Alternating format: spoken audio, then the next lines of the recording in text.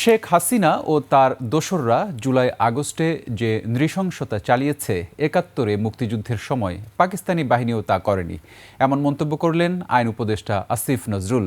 জুলাই গণহত্যার বিচার বিষয়ক আলোচনা অনুষ্ঠানে এ কথা বলেন তিনি। একই অনুষ্ঠানে পরিবেশ উপদেষ্টা সৈয়দা রিজওয়ানা হাসান বলেন, জুলাই গণহত্যার বিচার হবে কিনা এ প্রশ্নটা জনগণ সঙ্গত কারণেই করে, কেননা আমরা বিচারহীনতার সংস্কৃতির মধ্য দিয়ে এসেছি।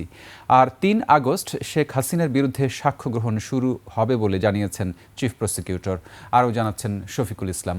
টাইলক্স টয়লেট ক্লিনার, যার অ্যান্টিব্যাকটেরিয়াল এজেন্ট টয়লেটের কোনায় কোনায় পৌঁছে ৯৯% জীবাণু ধ্বংস করে।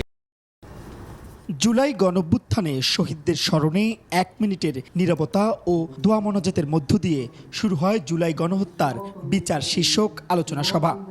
আমরা যাদের নিঃস্বার্থ আত্মত্যাগ। জুলাই গণহত্যার বিচার নিয়ে আইন উপদেষ্টা বলেন, বিন্দু পরিমাণ অবহেলা করছি না, এমন বিচার করতে চাই যা নিয়ে কোনো প্রশ্ন উঠবে না।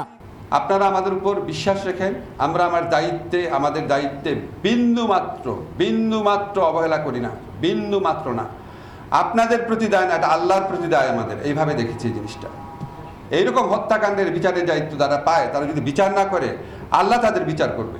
বিচার না হলে সাধারণ মানুষের আস্থা থাকবে না। প্রাতিষ্ঠানিক বিচারের পাশাপাশি দেশ বদলানোর জন্য কাজ করার আহ্বান জানান পরিবেশ উপদেষ্টা।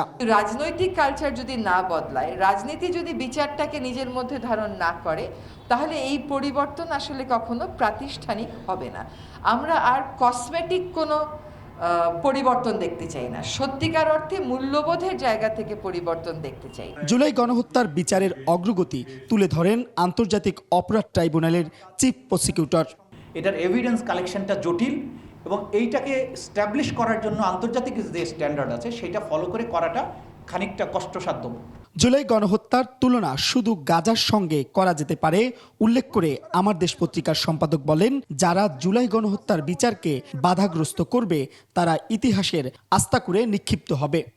নিজের দেশের জনগণকে শাসক শ্রেণী হত্যা করেছে, এর কোনো ইতিহাস সাম্প্রতিক সময় আপনারা খুঁজে পাবেন না, এই ধরনের বর্বরতার ইতিহাস। কাজেই এর বিচার তো হতেই হবে। অনুষ্ঠানে জুলাই আগস্টের গণহত্যার শ্বাসরুদ্ধকর দৃশ্য তুলে ধরা হয় তথ্যচিত্রের মাধ্যমে। শফিকুল ইসলাম, একুশে টেলিভিশন, ঢাকা।